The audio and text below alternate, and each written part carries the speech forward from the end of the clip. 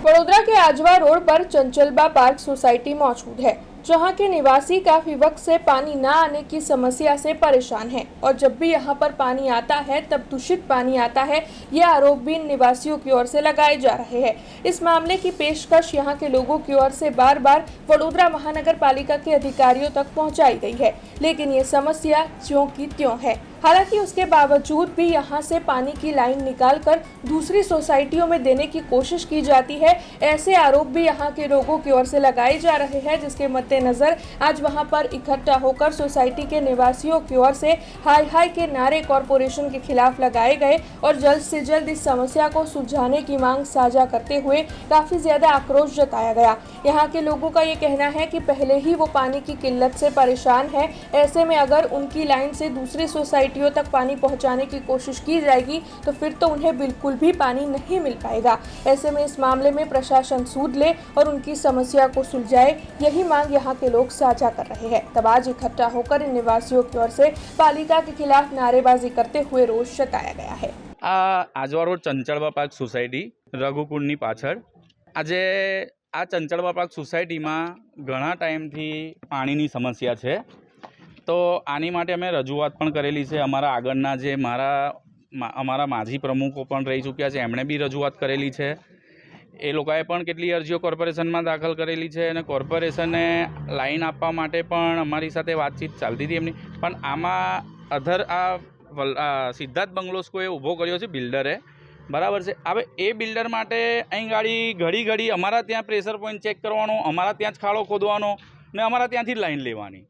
એટલે શું અમે નીચી કાસ્ટના લોકો છે, અધર કાસ્ટ છે, એની માટે આવો દાબ મૂકો છો તમે?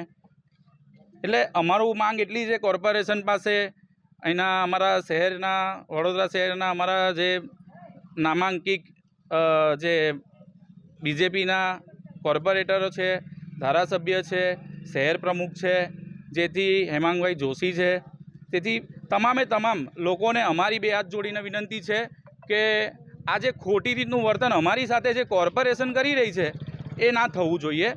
જેથી અમારી સોસાયટીમાં પાણી નથી મળતું તો અમે ક્યાંથી એમને લાઈન આપીએ?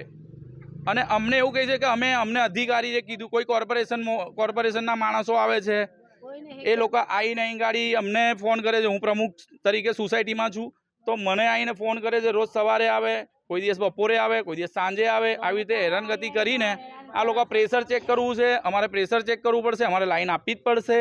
આ રીતે અમને દાબ કરે છે, જેથી બીજી બધી જગ્યાએ પણ સોસાયટીમાં પર્સનલ લાઈન છે। આ વલ્લભ બંગલોઝમાંથી બી પર્સનલ લાઈન આવેલી છે, ત્યાંથી બી તમે પર્સનલ લાઈન પ્રેશર ચેક કરીને લાઈન આપી શકો છો। કેમ અમારા જ લોકોની પાસેથી લાઈન લેવી છે? તેમ છતાં બી અમારે આ પરિસ્થિતિમાંથી જવું પડે છે। અમને સાથ સરકાર છે, કોર્પોરેટરોનો છે, બધાનો જ છે, પણ એવું એ લોકોની બી રજૂઆત ગયેલી છે કોર્પોરેશનમાં, કોર્પોરેટરો શ્રીની બી, કે એ લોકોએ પણ અધિકારીઓને કીધેલું કે ભાઈ અહીંયા પ્રેશર ચેક નથી કરો, અહીંયા જ પાણીનો પ્રોબ્લેમ છે, તમે કેમ અહીંયાથી પ્રેશર ચેક કરો? તો પણ બી ખબર નહીં કોર્પોરેશનને શું બિલ્ડર સાથે આવું વાતચીત હશે કે શું હશે એ અમે નથી જાણતા। હવે એનો ખુલાસો commissioner Shri, municipality commissioner Shri એનો ખુલાસો કરે ને આમની તપાસ એવી તકેદારી કરે કે ભાઈ શું છે આનું કારણ।